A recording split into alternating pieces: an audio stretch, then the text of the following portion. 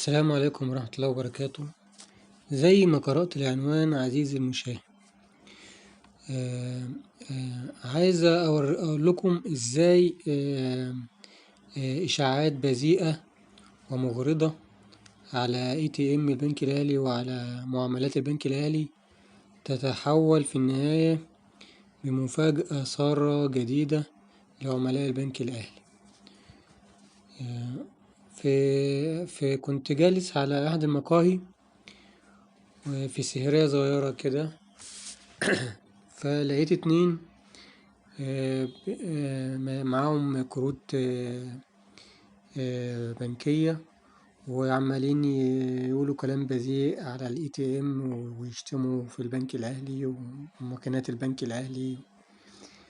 فشدني الموضوع، قررت اتدخل في الكلام لما سمعت كلامهم، وعرضت على واحد فيهم المساعدة،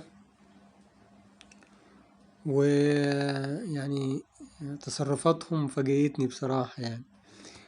وانتهى الحوار بتاعي معاهم على مفاجأة هنفجرها لكم إن شاء الله، مفاجأة جديدة لكل عملاء البنك الأهلي.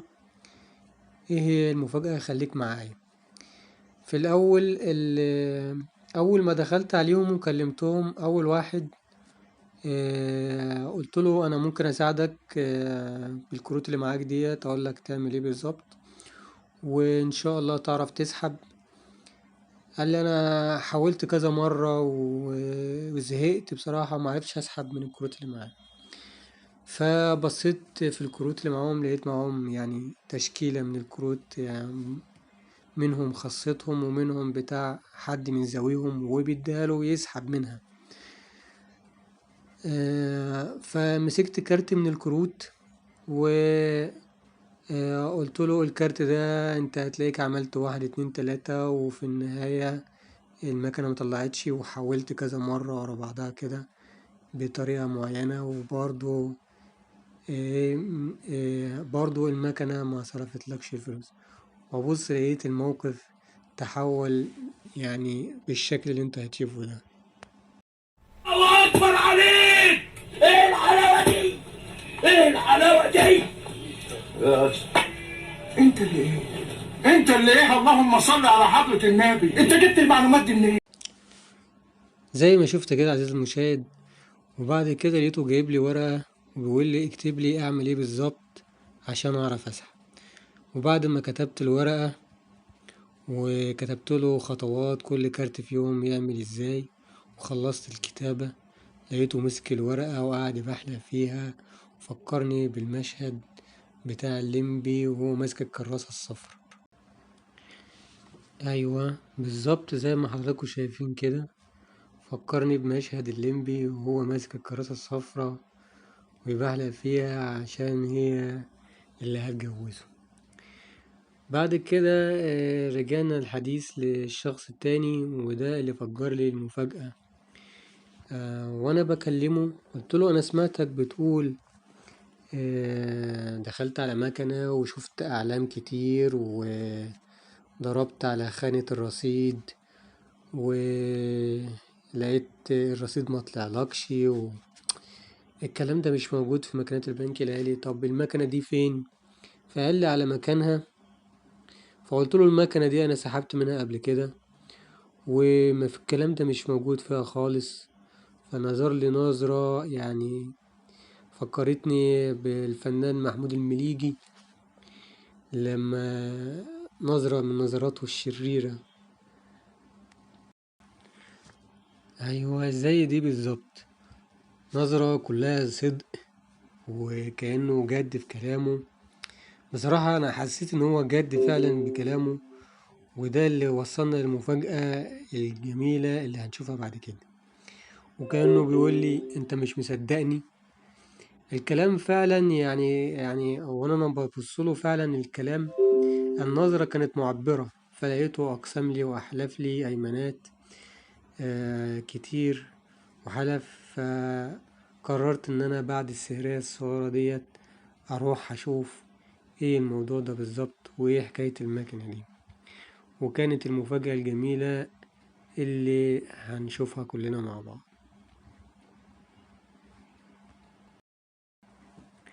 يا جماعة دي المكنة اللي هو كان بيتكلم عليها، وفعلا الموضوع مختلف. المكنة أنا أول ما شفتها لاحظت عليها بعض الملاحظات، وأول ما جربتها التجربة كانت رائعة جدا. طب هي المفاجأة إن الماكينة ديت عليها سوفت وير جديد معمول من البنك الأهلي، في تجديد وفي حاجات جديدة. وطبعا رغم إن الفيديو هيطول شوية وأنا مش بحب كده، لكن الفيديو فيه حاجات مفيدة وفي تجربة رائعة هتفيد كل الناس. وما تيجوا نشوف ايه الموضوع ونجرب كده عملي ونستفاد كلنا ونفرح باهتمام البنك الأهلي بعملائه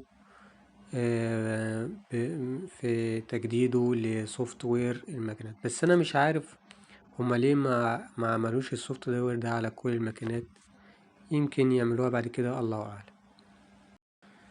دي كانت ملاحظاتي أول ما وقفت قدام المكنة، لقيت إن الماكينة شكلها يقول إن هي مكنة إيداع، لكن هي مش مكنة إيداع، وده باين في السهم الأولاني رقم 1 فوق. ولقيت فيه ساعة، ودي أول مرة أشوف ساعة بتظهر على شاشة مكنة البنك الأهلي سوفت وير، والشاشة خاصة باللوجو بس بتاع البنك الأهلي.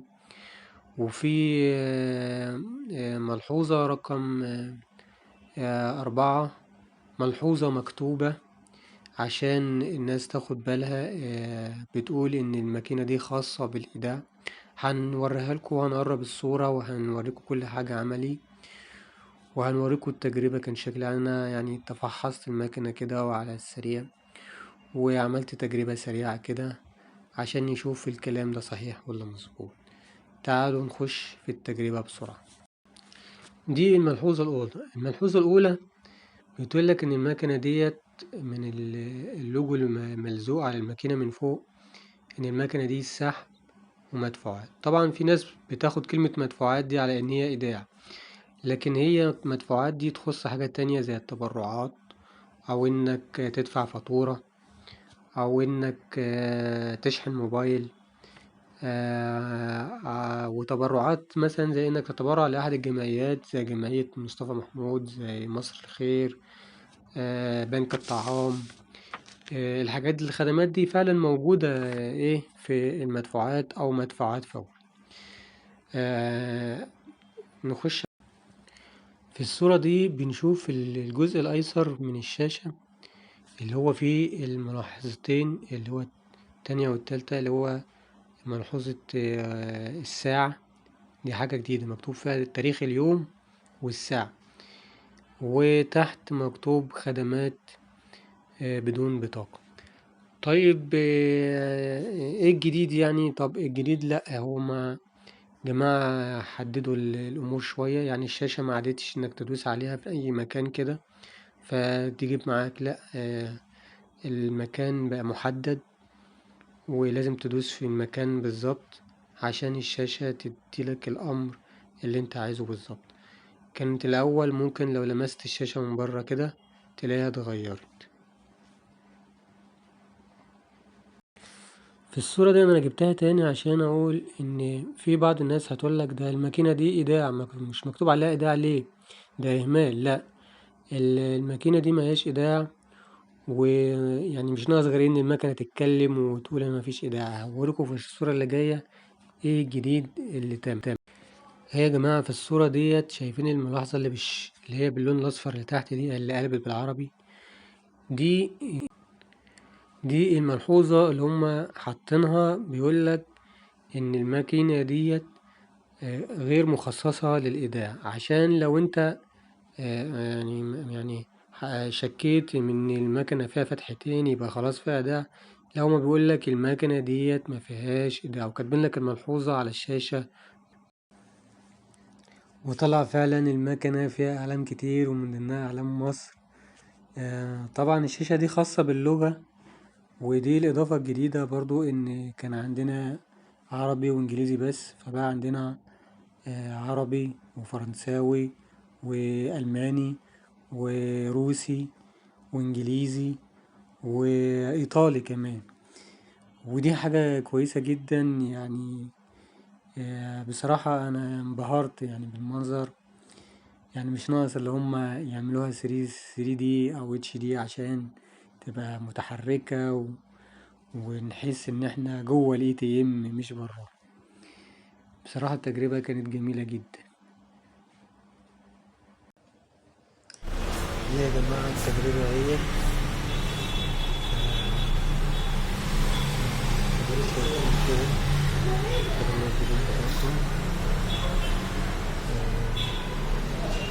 فعلا كتير. في شاشة خاصة باللغة. لا شغال، اتفضلي. كتبت رقم موبايل كده لازم بسحب من المحفظة الخاصة بتاعتي، بتقول لي إن الرقم غير صحيح. طبعا في السوفت وير القديم بيكمل معايا المكنة وبتجيب لي لحد خانة المبلغ ويخش يحط لي كبيرة في المكنة. طبعا هنا المكنة ما قلبتش معايا، ودي صورة يقولك ترجع في المزيد من الوقت، حاجة كده أكثر تهذيبا.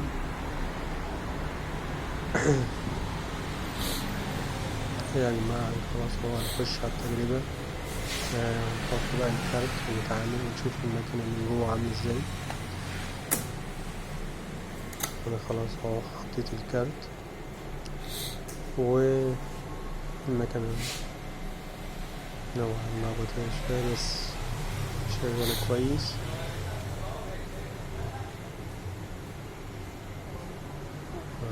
شاشة اللغة، علام كتير، دوس على علم مصر، اللغة العربية،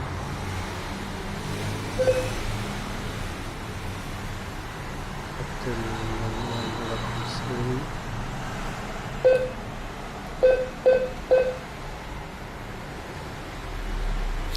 هنا كتبت في خانة السحب خانات السحب السريع لحد 8000 وشغالة جميلة حاجة جميلة جدا. وهنا اهو دوست على السهم التاني لقيته جايب لي لحد 8000 جنيه. شايفين في السوفت وير القديم كان لحد 3000 بس، لحد 3000 سحب سريع.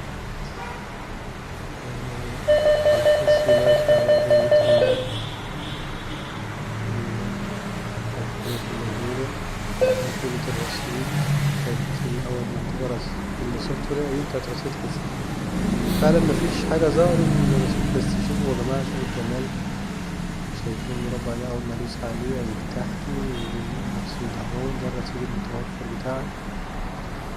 والمربع التاني أهو الرصيد موجود جوا الرصيد الأساسي. حاجة قمة في الخصوصية يا جماعة، حاجة جميلة جدا بصراحة، مبسوط جدا. يعني الشاشة ما تدوس في الأماكن اللي هي مخصصة ليه بس، حاجة كده ترجعك للقمة الرئيسية تاني. دوس على التاني طبعا قالت لي هل ترغب في إيصال، وجايب لي مربعين، واحد هل تريد تبعت إيصال، المربع التاني الحفاظ على البيئة، لا أحافظ على البيئة. يعني بالقيمة الرئيسية تاني بصراحة حاجة جميلة جدا، هي محتاجة بس اللي يقف عليها يبقى مركز شوية. والخدمات وصل السري، خدمات فوري، والخدمات اللي هي التوقعات اللي كنا بنتكلم عليها. هنا هدوس القايمة الرئيسية تاني. بصراحة يا جماعة الشكل حاجة جميلة جدا، حاجة جميلة جدا. دلوقتي على هنا لاحظت إن هو خانة السحب ده بيتكتب فيها المبلغ مفيهاش الفاصل اللي كنا بنزود فيه الأصفار بتاعة الأولى، فتكتب المبلغ على طول زي ما انت عايز. مكتوب هنا المبلغ، يقول لك المبلغ اللي هو ايه ممكن تسحبه هو المبلغ اللي هو موجود في الرصيد عندي. هتدي كمان الفئات اللي موجودة في الماكينة من 20 لحد 200. حاجة جميلة جدا والله بصراحة. الكلام ده مكانش موجود في السوفت وير القديم، والشكل جمالي جدا ورائع. نشكر خدمات البنك الأهلي على تطويرها وتطويرها واهتمامها بعملائها. ودي يا جماعة الملاحظة اللي كنا بنتكلم عليها ديت، تقول لك الخدمة اللي مش متوفرة في المكنة دي هي خدمة الإيداع. وادي الساعة والتاريخ اللوجو بتاع البنك الأهلي المصري، حاجة جميلة جدا. ما تنساش تعمل سبسكرايب وتفعل الجرس عشان يوصلك مننا كل جديد. ولو في حاجة اكتبوا لنا في التعليقات.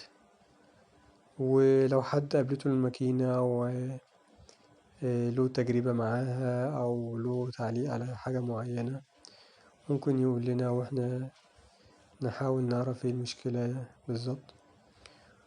وبشكركم والسلام عليكم ورحمة الله وبركاته.